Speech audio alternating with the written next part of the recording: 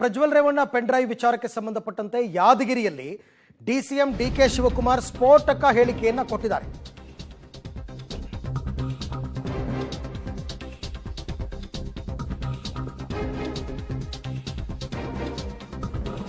ದೇವೇಗೌಡ ಮೊದಲು ಕುಮಾರಸ್ವಾಮಿ ಭೇಟಿಯಾಗಿದ್ರು.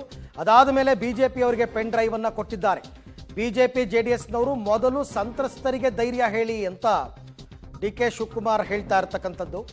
ಅಂದರೆ ದೇವರಾಜೇಗೌಡ ಅಂದರೆ ಬಿಜೆಪಿಯ ಪರಾಜಿತ ಅಭ್ಯರ್ಥಿ, ಜೊತೆಗೆ ವಕೀಲ. ಆತ ಮೊದಲು ಕುಮಾರಸ್ವಾಮಿನ ಭೇಟಿ ಮಾಡಿ ಆಮೇಲೆ ಬಿಜೆಪಿ ಅವರಿಗೆ ಪೆನ್ ಡ್ರೈವ್ ಅನ್ನು ಕೊಟ್ಟಿದ್ದಾರೆ ಅಂತ ಕುಮಾರಸ್ವಾಮಿ ವಿರುದ್ಧ ಡಿಕೆ ಶಿವಕುಮಾರ್ ಮಾಡಿರ್ತಕ್ಕಂಥ ಆರೋಪ.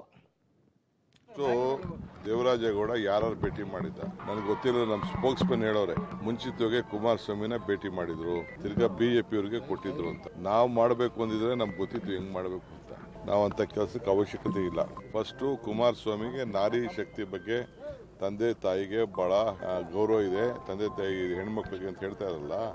ಫಸ್ಟು ಯಾರು ಬಿಜೆಪಿಯವರು ಹೇಳ್ತಾ ಇದ್ದಾರೆ, ಮೊದಲು ಹೋಗಿ ಆ ತಾಯಂದಿರಿಗೆಲ್ಲ ಹೋಗಿ ಗೌರವ ಕೊಟ್ಬಿಟ್ಟು ಸಾಂತ್ವನ ಹೇಳಿ ಅವ್ರಿಗೆ ಧೈರ್ಯ ತುಂಬುವಂಥ ಕೆಲಸ ಫಸ್ಟು ಬಿಜೆಪಿಯವರು ಜನತಾದಳದವರು ಫಸ್ಟ್ ಮಾಡಲಿ, ಆಮೇಲೆ ಮಾತಾಡ್ತಾರೆ. ಯಾವ ನಾಯಕ ಅಂತಾರೆ ಹೇಳಲಿ, ಮಾತಾಡ್ತೀನಿ. ಏನು ಸುಮ್ಮನೆ ಕೂತ್ಕೊಳ್ಳೋ ವ್ಯಕ್ತಿ ಅಲ್ಲ ನಾನು.